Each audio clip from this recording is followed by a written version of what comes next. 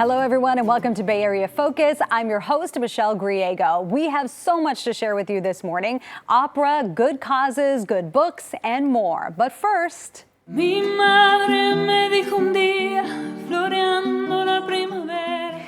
Film lovers, get out your calendars. Cine+Mas SF is hosting the 11th annual San Francisco Latino Film Festival this month, and it is a chance to see award-winning documentaries, feature films, and shorts, and meet filmmakers from around the world. And here to tell us all about it is festival co-director Lucho Ramirez. He is a friend of the show, and filmmaker Maria Mealla.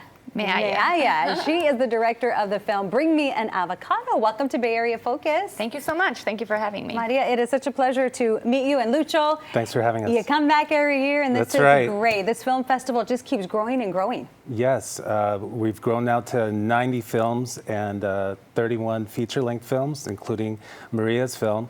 A really diverse lineup of documentaries and narratives from Latin America, and a lot of them from the United States. So we're really impressed by the number of films, including Maria's, that are actually homegrown from the Bay Area. Right, from the Bay Area, which is great. One of the films, and we're going to talk about your film in just a sec, but one of the films is Playing with Fire. Carlos Almaraz, yes. Yeah, it's a fantastic film. I learned about it through the submission. He's an artist, a visual artist from Los Angeles, born in Mexico.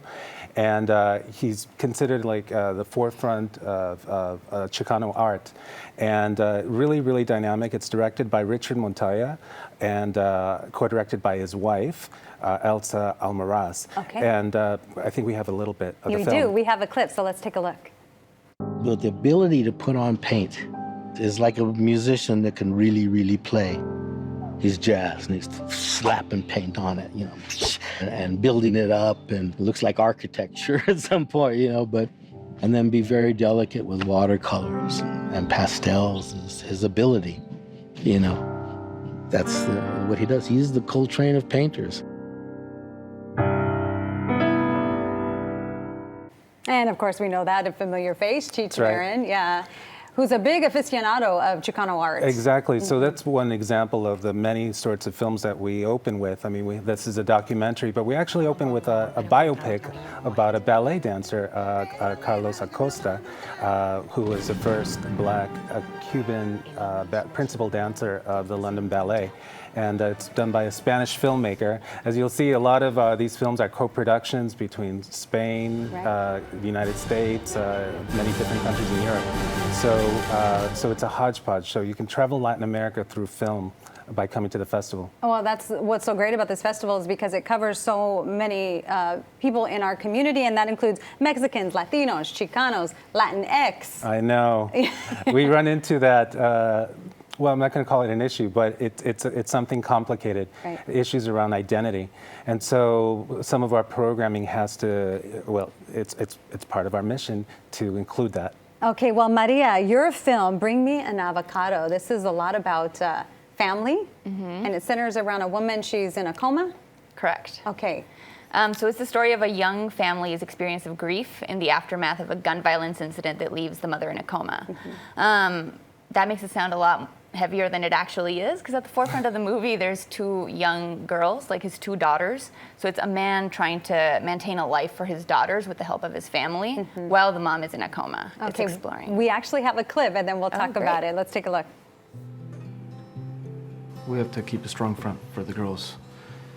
They need to know that she's coming right back. No big deal. Is it okay to have fun?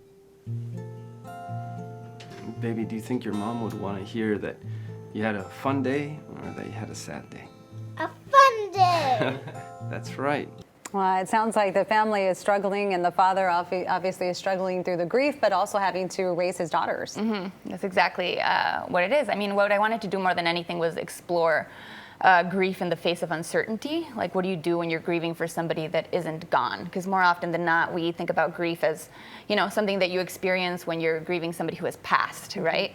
And it's totally different when you're grieving for somebody that's still there. There's this wish to want to be positive about it, you know, to want to keep a positive mentality. You don't know what to do, and you still have to deal with all of the mundane day-to-day life things, right? You still got to eat, you still got to do laundry, kids still have to go to school, life goes on, right? And grief is a challenging thing to navigate. Wow, so that's what this film is about. It looks like a beautiful film. Thank you. Good luck with debuting it at the festival. And I mean, I don't even know how you go about picking which films are a part of this, because you get so many applicants. It's a long process. Over 500 films get submitted, and then we whittle it down, and then sometimes we still end up with more films than we anticipated, and then have to kind of figure out how we're going to program them. But it's very exciting to see all the different works. This year we expanded our short film programs, and we have a special section on environmental films, so we added a little bit to the mix beyond identity. All right. Well, Lucho, it's always good to see you. Maria, welcome to the show. Come back anytime. Thank you so much. Thank you, Okay. Michelle. And remember, Cine+Mas SF's 11th Annual San Francisco Latino Film Festival is happening September 20th through